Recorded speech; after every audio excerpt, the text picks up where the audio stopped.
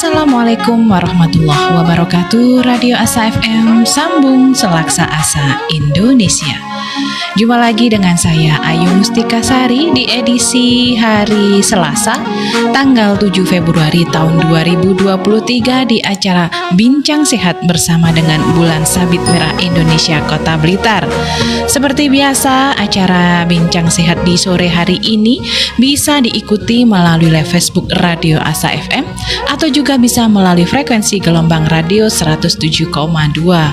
Dan tentunya buat Sobat Asa FM yang mau bertanya langsung ke narasumber bisa WA ataupun SMS ke nomor 0857 07941029. Acara di sore hari ini didukung oleh Bulan Sabit Merah Indonesia Kota Blitar, Klinik Rahmat Medika Kota Blitar, Klinik Mitra Medika Jeblok Talun Kabupaten Blitar, Klinik Mardis Medika Panggung Rejo Kabupaten Blitar, IKADI Kota Blitar, LMI Kota Blitar, dan KAI Kota Blitar. Dan tentunya selalu ditemani oleh madu hitam pahit El Habsyi, madu hitam yang dikombinasikan dengan 9 bahan herbal pilihan yang diproses secara modern sehingga mempunyai khasiat yang sangat istimewa untuk memelihara kesehatan tubuh. Dapatkan madu hitam pahit El Habsyi di Radio Asa FM. Tinggal order ke nomor 0857 07941029. Juga tersedia di BSM Imart. Tinggal pesan langsung antar ke nomor telepon 0858 06048154.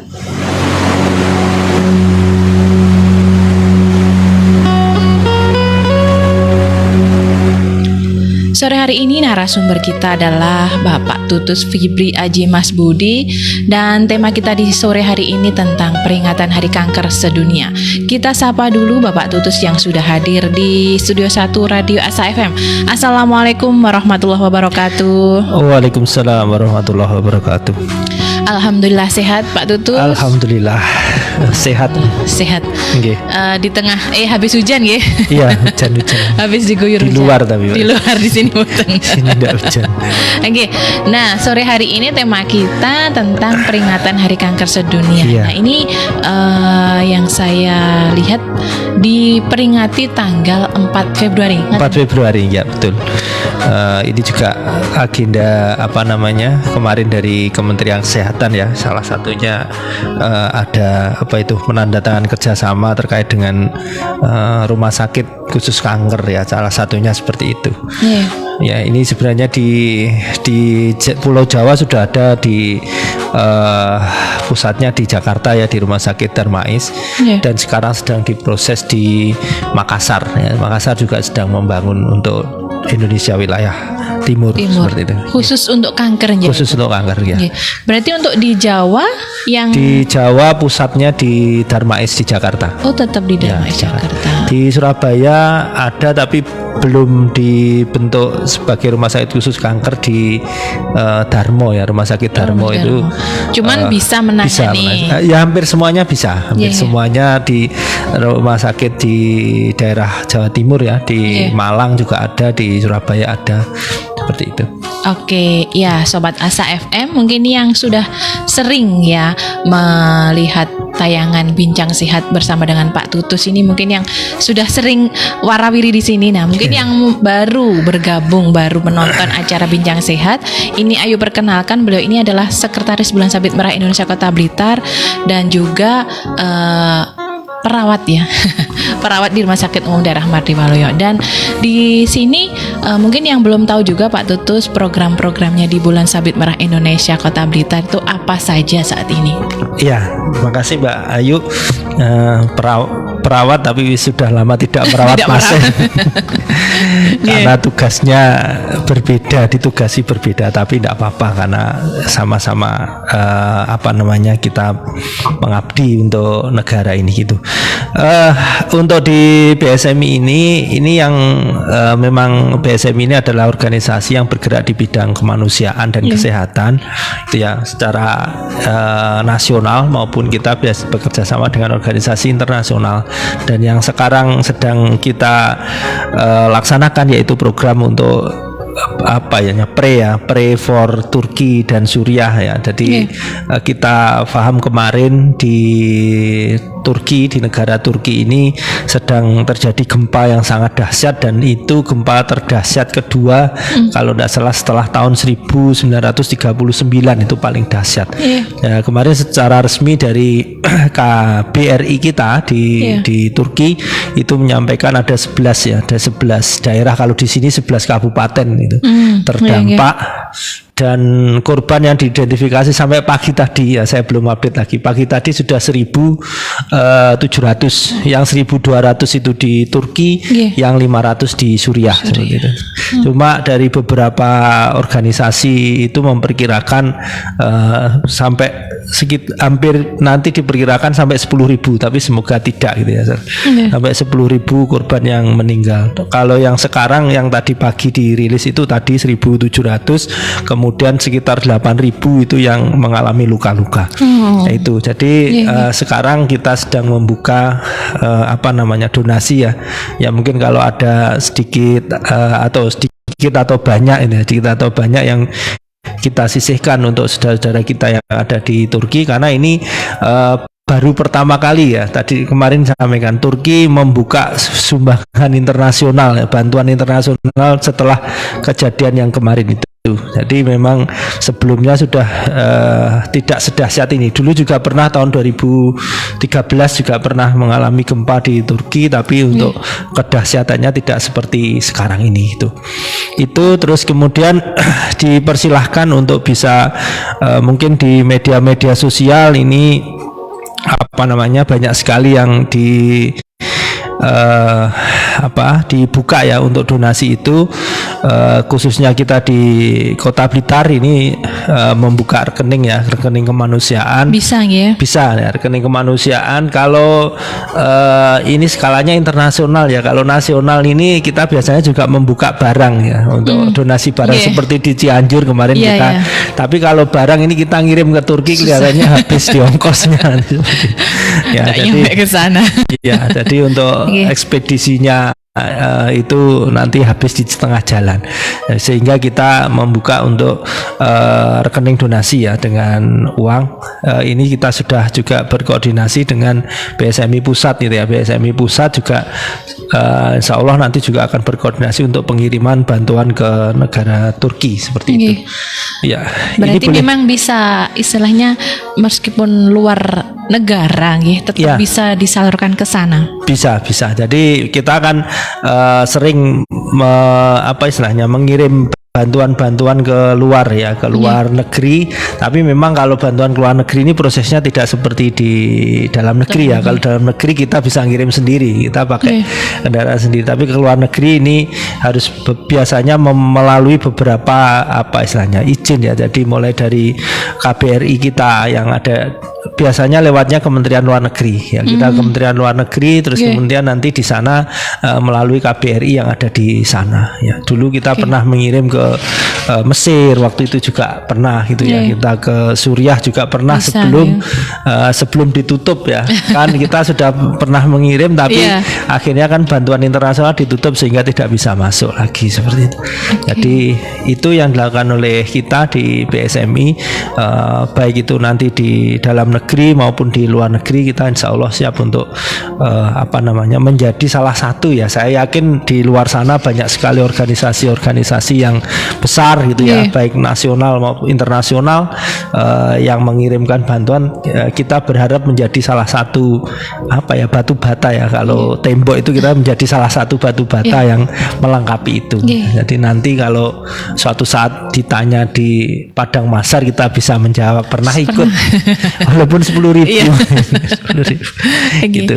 Nah, mungkin untuk rekeningnya bisa disampaikan sekarang. Untuk yang melalui BSMI Kota Blitar ini kita rekeningnya Bank Jatim ya, saya sebutkan ada apa ini ya? Enggak apa-apa. 014 297 4517. Ini kode banknya 114 biasanya, atas namanya Bulan Sabit Merah Indonesia cabang Kota Blitar. Tapi biasanya kalau pakai ATM pakai ini atas namanya tidak lengkap, ini mungkin hanya kelihatan Bulan Sabit Merah Indonesia gitu ya, tapi enggak apa-apa.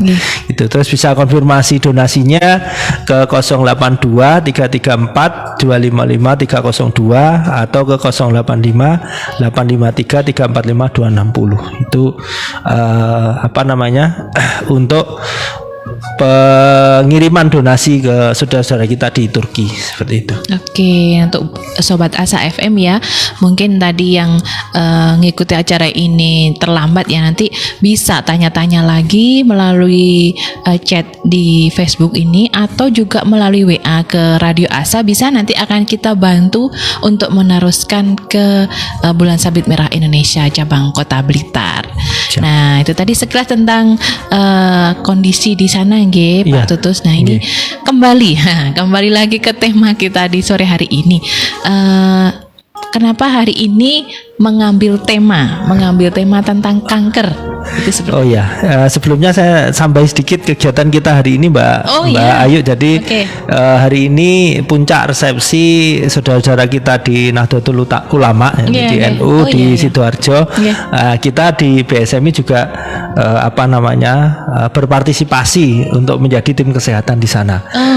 Jadi terutama untuk di BSMI Blitar Raya ini Kabupaten dan Kota, tadi pagi sudah berangkat dan insya Allah bertugas sampai dengan nanti malam di Sidoarjo, dan alhamdulillah sudah sampai tadi, sudah mengirimkan gambar ya, sudah mengirimkan fotonya di sana untuk membuka posko yang sebelumnya sebenarnya dari BSMI Sidoarjo juga sudah membuka pelayanan mulai tadi pagi juga. Jadi memang kita berperan ya terhadap ikut berpartisipasi ya. Sekali lagi kita bukan yang besar ya, karena kalau dari kota Kota Blitar ini saja dari Dinas Kesehatan itu sudah mengirim 5 tim ya, 5 tim itu sudah banyak itu, 5 tim tim kesehatan, belum dari teman-teman NU sendiri ya, tapi kita juga ikut berpartisipasi. Ya. Sekali lagi nanti kalau ditanya ada andilnya meskipun sedikit, walaupun sedikit seperti itu. Karena sempat lihat di berita itu kayaknya apa bisa masuk ya, karena kondisinya seperti itu. Ternyata sudah sampai ya. Memang kita harus membawa surat tugas dan kita di BSMI Jawa Timur sudah berkoordinasi dengan Dinas Kesehatan Provinsi sehingga kita sudah diberi ada izinnya sudah diberi tempat di tempat dan diberi akses sehingga bisa masuk ke dalam itu. Tadi juga kan teman-teman nge-share di tol aja macet sampai 1 kilo. Akhirnya tapi alhamdulillah sudah bisa masuk di tempat yang sudah ditentukan oleh Dinas Kesehatan Provinsi Jawa Timur. Iya. Meskipun istilahnya tim-kesnya banyak, tapi juga lautan manusianya juga banyak kan. Jadi tetap bisa berkontribusi semuanya. Iya, pasti bisa karena luar biasa ini undangannya kan. Mungkin ini event yang terbesar ya selama ini di Indonesia, apalagi setelah pandemi itu pasti sangat besar. Benar pandemi sekali. Karena ini hampir semua pejabat ada dan bahkan saya belum sempat melihat di televisi maupun di live YouTube-nya itu sudah sampai mana. Kan tadi malam melihat acara istighosah dan sholawatan yang dilaksanakan mulai tadi malam. Kan ini 24 jam acaranya. Mulai tadi malam jam 00 sampai nanti jam 00. Itu biasa. Mbak Ayu. Kita kembali ke laptop. Sekilas tadi karena memang kalau masih baru itu kadang baru lihat pertama tayangan ini kan belum tahu ini Pak Tutus. Jadi memang kalau kita kasih gambaran, seperti ini ternyata kegiatannya banyak ternyata seperti itu. Oke, lanjut monggo Pak Tutus. Lanjut. Jadi Hari Kanker Sedunia ini sebenarnya sudah lama diperingati. Jadi karena kenapa, dan ini kenapa menjadi concern dari Kementerian Kesehatan, karena memang sebenarnya statistiknya sama di seluruh dunia ini.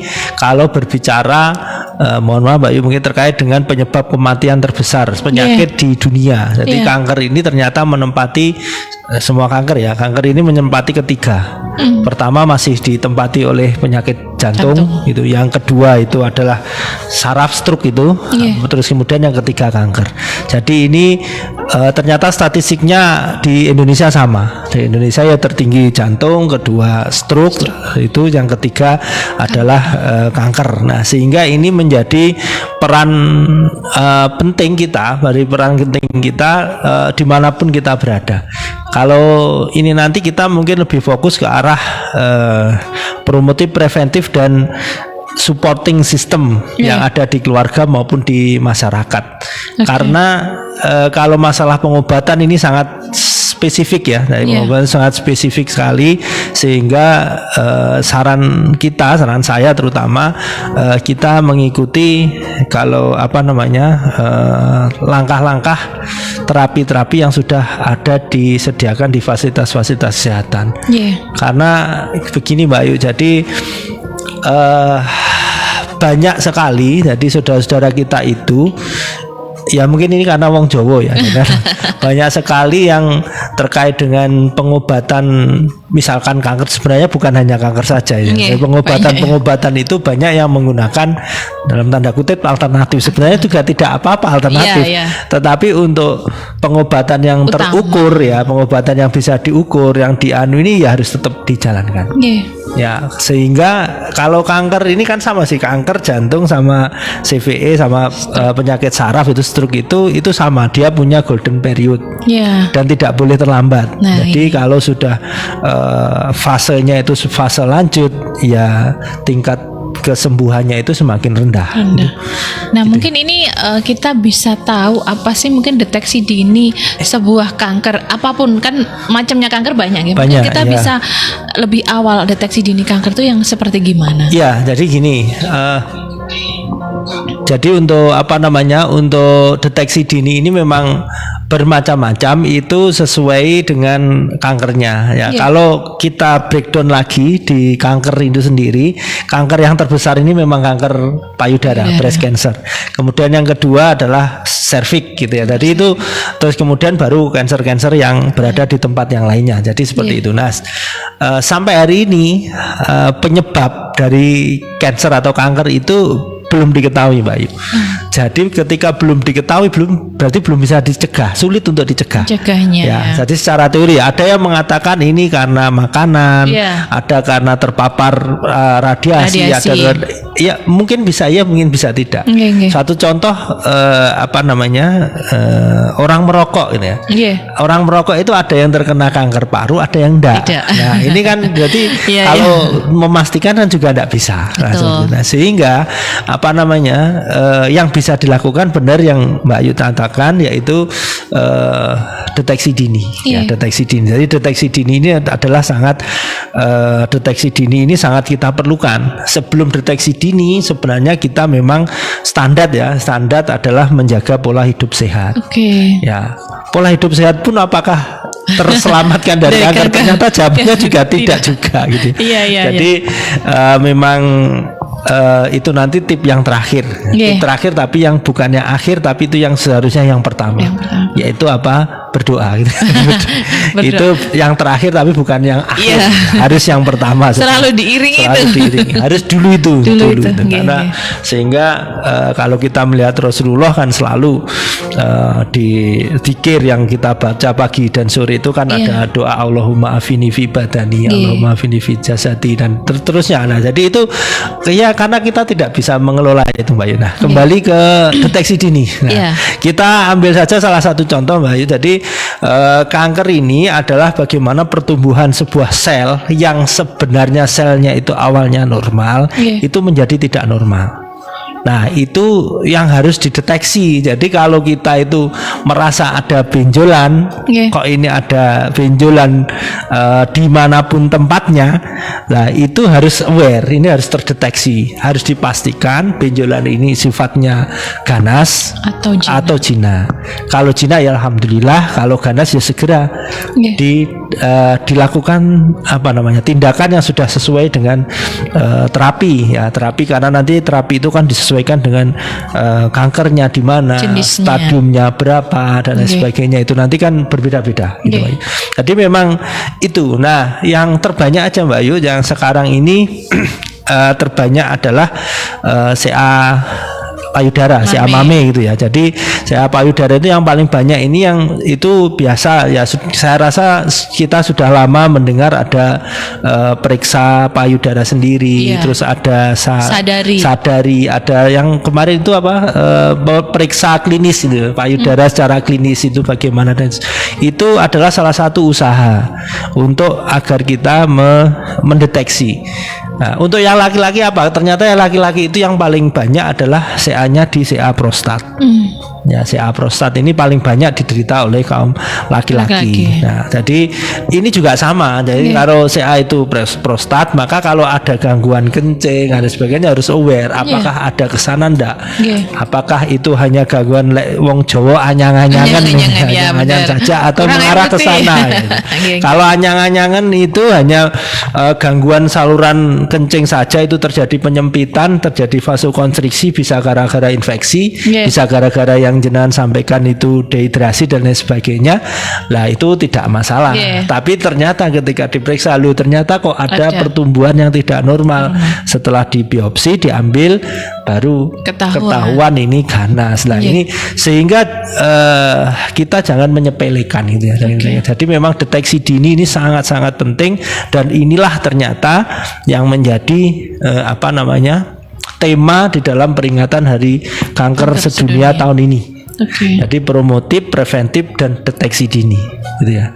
Promotif, preventif, dan deteksi dini itu harus memang benar-benar disampaikan.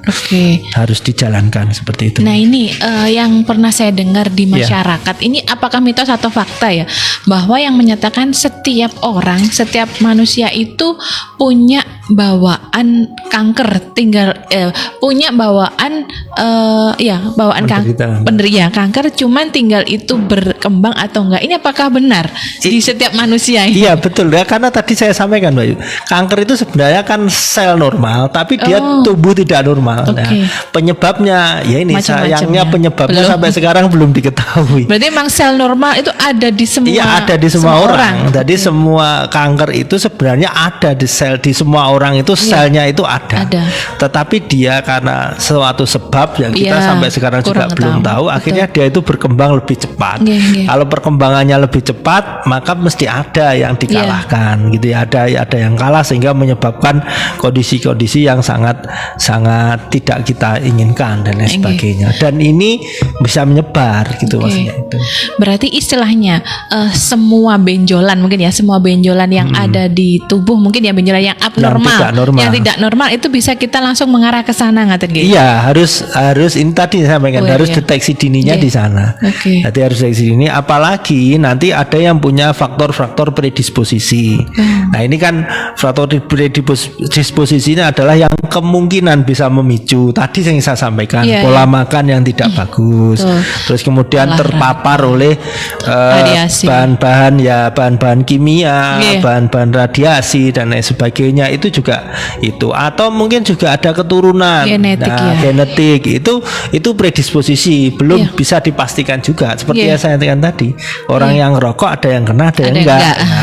Orang yang tidak ngerokok ada yang kena, nah ini kan tidak ada. Sehingga inilah pas sekali tahun ini temanya yang disampaikan oleh Pak Menkes, yaitu promotif, preventif, dan deteksi dini. Jadi ini harus harus terus kita kembangkan, harus terus kita harus terus kita gaungkan di masyarakat gitu ya.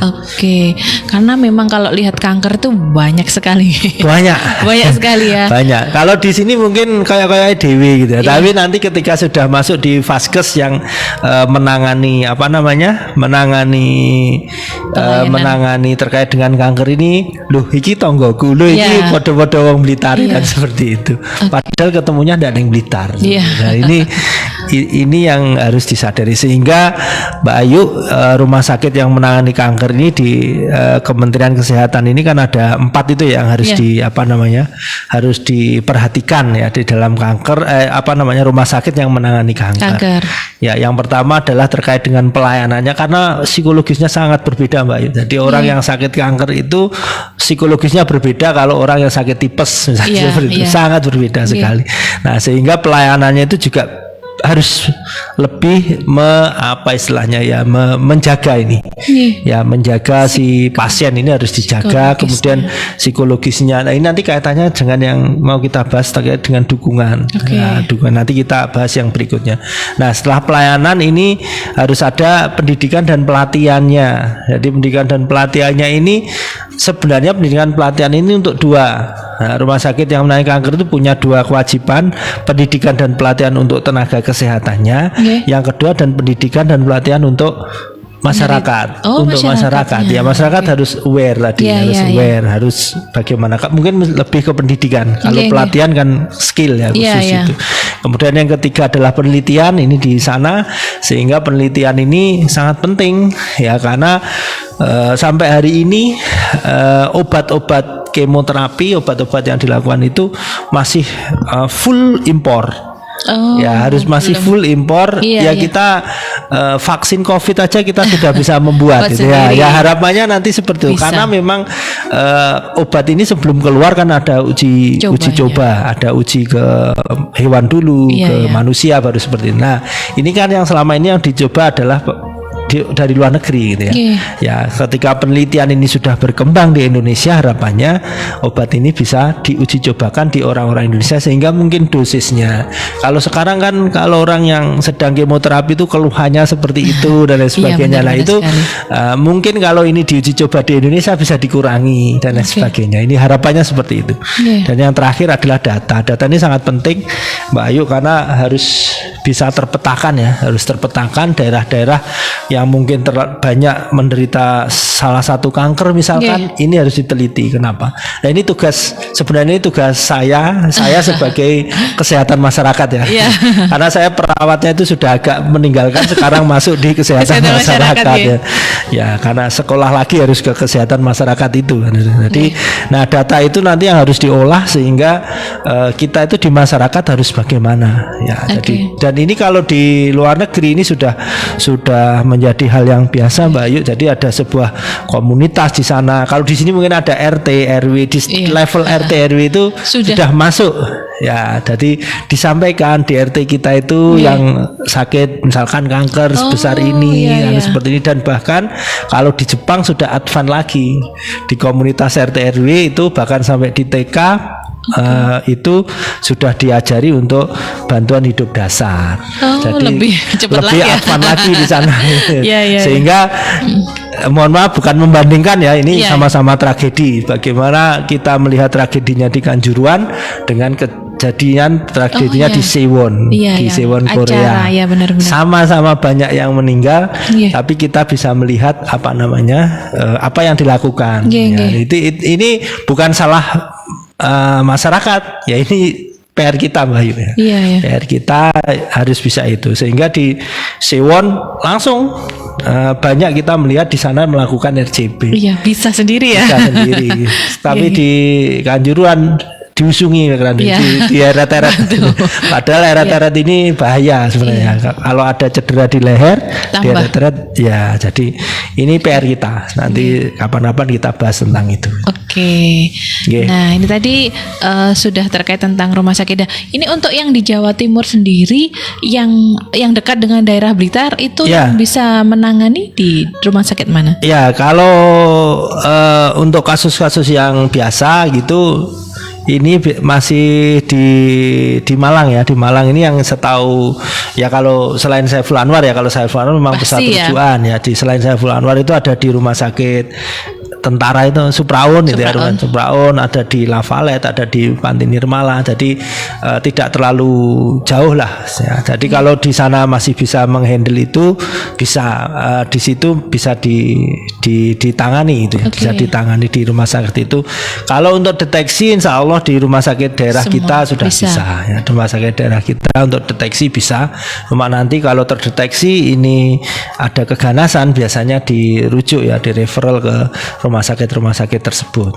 Ya, nah ini untuk mungkin untuk apa dari segi pembiayaannya, apakah untuk kemoterapi dan lain-lain ini tercover oleh BPJS ini? Iya, jadi sampai hari ini dan semoga sampai seterusnya itu masih di cover dan sudah di cover oleh BPJS dan semoga seterusnya sampai seperti itu. Ini untuk terapi yang standar ya. Jadi standar. Jadi kalau memang ada terapi-terapi yang di luar standar yang sudah ditetapkan oleh Kementerian Kesehatan ya pastinya tidak ditanggung oleh BPJS itu ya. Jadi kalau itu masih terapi standar, mungkin mulai dari biopsi, kemudian operasi, terus kemudian kemoterapi sendiri, bahkan ada beberapa yang memerlukan radioterapi, itu semuanya ditanggung oleh BPJS. Itu. Karena kan kadang-kadang masyarakat itu hanya untuk biaya pengobatan kanker itu mahal. Akhirnya kenapa mereka ada yang ke alternatif atau mungkin memang nggak semuanya sih. Kadang-kadang kan yang ke alternatif itu karena bukan hanya karena biaya, tapi karena yang jenengan sampaikan awal tadi mungkin masih takut atau gimana. Jadi ini Mbak Yu, ini yang kita bahas yang terakhir jam 4 ini. Yang terakhir itu adalah support system. Jadi PR kita ini adalah membuat sebuah support system untuk saudara-saudara kita yang mungkin sudah tervonis menderita kanker. Ini sangat berpengaruh Mbak Ayu. Jadi support system ini apa? Support system ini adalah menguatkan, yang pertama adalah menguatkan psikologis. Karena pasti terpukul. Jadi orang yang terkena sakit, yang sakit itu menjadi penyebab kematian terbesar ketiga di dunia. Nah, itu Frewisara-sarasen itu ya. Tapi itu tadilah kembali itu harus kita support, harus kita itu. Terus yang kedua yang harus disupport itu adalah untuk kesabaran. Karena proses untuk pengobatan kanker itu tidak cepat, panjang panjang dan berseri. Serinya ini bisa bermacam-macam seri. Itu kalau yang normal bisa bisa selesai mulai dari deteksi awal sampai dengan kemoterapi selesai. Itu sekitar 1 tahun, hampir 1 tahun, sekitar hampir 1 tahun. Belum kalau itu setelah terakhir itu diperiksa lagi harus ada pengobatan yang lanjut lagi, bisa 5 tahun atau bahkan bisa seumur hidup. Nah inilah kalau tidak ada support maka dia akan berhenti untuk melanjutkan terapi. Ya tidak ada gunanya karena ini kanker ini adalah sel dan dia akan berkembang terus. Kemana-mana bisa kemana-mana bisa juga berkembang terus kemana-mana. Kalau yang menghentikan perkembangannya itu tidak dikonsumsi lagi misalkan, atau tidak disuntikkan lagi misalkan, maka kan kanker ini dia akan berkembang sesuai dengan sifat yang dia miliki. Memang beberapa kanker ini punya sifat yang berbeda-beda. Sehingga jangan sampai melihat sing kae iso mari sing aku kok urung mari-mari wis podo-podo 5 tahun nih misal seperti itu. Ini berbeda. Karena masing-masing sel kanker itu punya sifat yang berbeda-beda. Tetapi saran kita adalah harus tetap bosone istiqomah. Bosone Dokter Azhar harus istiqomah di dalam apa? Di dalam menjalankan pengobatan ini. Dan jangan sampai masuk ke dalam pengobatan dalam tanda kutip alternatif yang merusak akidah. Kalau kita sebagai agama Islam jangan merusak akidah. Dan jangan ditinggalkan karena memang pengobatan kanker yang medis itu sudah terukur, itu melewati penelitian yang tidak sebentar. Jadi ini harus kita support, harus tetap itu dijalani. Kalau mau ditambah akupuntur, mau ditambah herbal monggo. Tetapi yang utama ini jangan sampai ditinggal karena nanti efeknya ini banyak sekali terjadi kegagalan di situ, Mbak Ayu. Apalagi yang mungkin mohon maaf ada pengobatan yang tidak rasional lah misalnya seperti menurut kita lah, ini jangan sampai masuk ke sana sehingga pengobatan inti dari medisnya itu ditinggalkan. Ini jangan sampai. Itu untuk support sistem yang pertama. Kemudian support sistem yang kedua, ya ini yang support sistem yang pertama adalah agar terus semangat itu. Yang kedua adalah support system untuk dukungan ADL ya, activity daily life. Jadi memang ketika menjalankan pengobatan ini 1, 2, 3 hari atau sekitar 1 minggu itu pasti terjadi penurunan kondisi. Ya, pada saat itu harus support semuanya. Kalau di rumah itu berapa orang ya harus mensupport itu. Membantu juga. Membantu untuk aktivitasnya dan sebagainya. Nah, kalau itu nanti dia menjalankan pengobatan ini dengan juga lancar, senang. Betul. Oh iya, pas ambruk, pas lemes-lemes ada yang nyarikan makan, ojo pas lemes kon nggak ini sego goreng ya sebenarnya.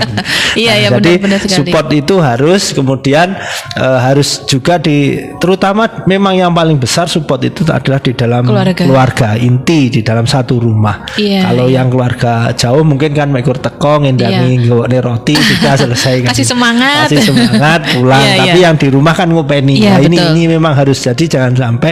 Jadi memang support sistem keluarga ini harus menjadi nomor 1. Dan yang kemudian support yang berikutnya yaitu support dari masyarakat. Jangan sampai ada, tapi alhamdulillah sampai hari ini kelihatannya untuk kanker ini jarang sekali ada stigma. Betul. Jarang sekali. Ya beda dengan HIV, beda dengan COVID kemarin. Kusta jadi itu. Tapi kanker masyarakat walaupun itu angkanya masih ada di beberapa tempat itu menstigma ya, terutama kanker-kanker yang sifatnya kanker tidak normal ya. Jadi kalau kanker payudara, serviks itu mungkin biasa biasa, orang ya mungkin ada kanker nasofaring. Ini kan mengerikan mengerikan. Jadi kalau dilihat mengerikan, ini ada terjadi stigma-stigma itu jangan sampai di masyarakat, tidak boleh, dan itu harus malah mensupport terus untuk menjalani pengobatannya itu. Kemudian yang terakhir dan bukan yang terakhir, yang pertama ini adalah support dari spiritual. Support spiritual ini yang paling utama. Jadi kalau kita sebagai orang yang beragama Islam, mungkin kita harus memahami bahwa kita diberi sakit ini adalah salah satu cara Allah yang pertama mungkin mengampuni dosa kita. Kalau kita sudah tidak dosa, ini bagaimana Allah mengangkat derajat kita. Itu harus terus ditanamkan terus, sehingga menderita kanker itu, yang menderita kanker ini, maka itu bisa menjalani ujian ya istilahnya, ujian yang diberikan oleh Allah itu sesuai dengan prosedur-prosedur yang sudah ada gitu, Mbak Bayu. Jadi ada penguatan ya. Harus utamanya itu, berdoa, lain-lainnya itu juga harus menguatkan. Ya, sehingga Pak Menteri kemarin menyampaikan itu.